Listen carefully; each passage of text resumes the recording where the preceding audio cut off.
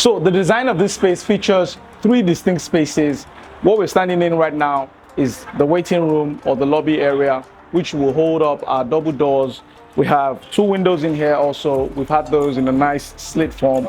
Windows are going to be fixed and projected. And coming along, you can see how we've partitioned up the space. This is the door leading into the next space. And this here is the cloth hanger area. This is the place where all the clothes will be stored, where they'll be sorting back and forth.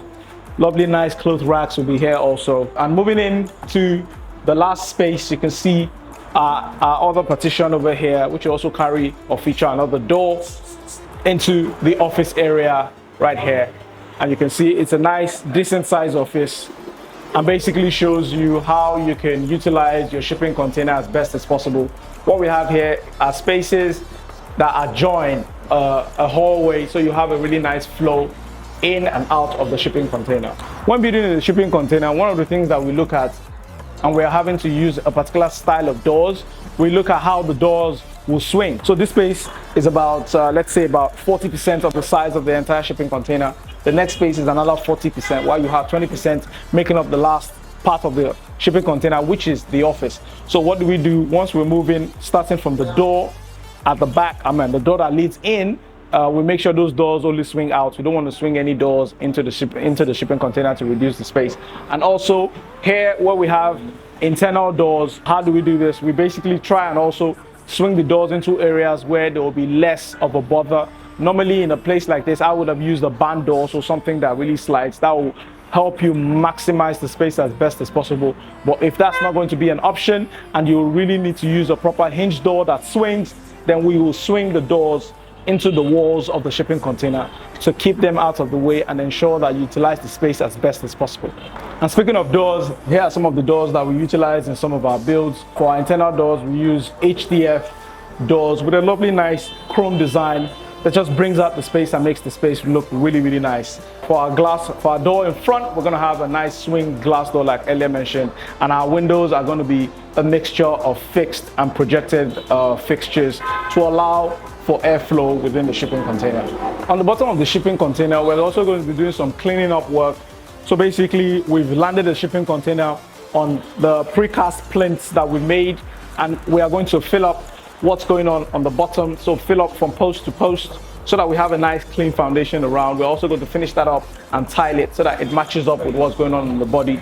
The idea of this is to ensure that you have something that looks really and truly modular and also comes out really, really nice with a really lovely finish. And seeing the process of how we set up the base, you can see right here how we're filling up the container base from post to post.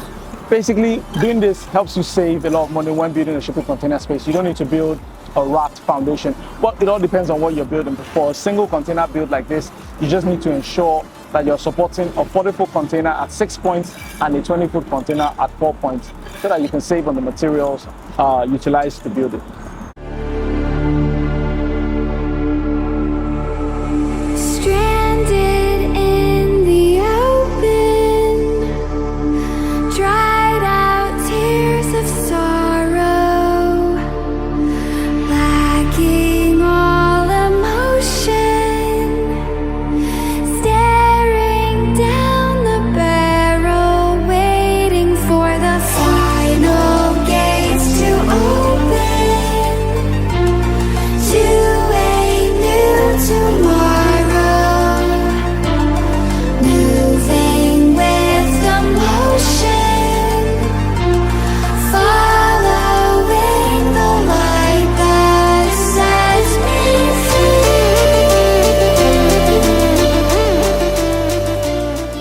With the site being as it is, you know, it's a very volatile site. We can't do any work here. Anything that has to be done here has to be installed only or installed only when it comes to the processes that are going on at this site. We have used that to prefabricate. Apart from prefabricating the shipping containers itself, then all the other processes that are going on the shipping container are also prefabricated.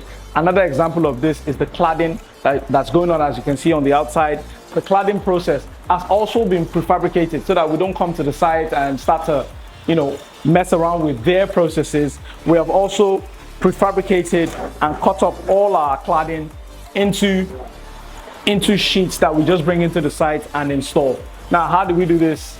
You can cut them into sections. We cut them into sections and ensure that you have the areas where the boards will fold around, so that when you do them like that, you have, see that really nice clean feel over there. It's really sharp.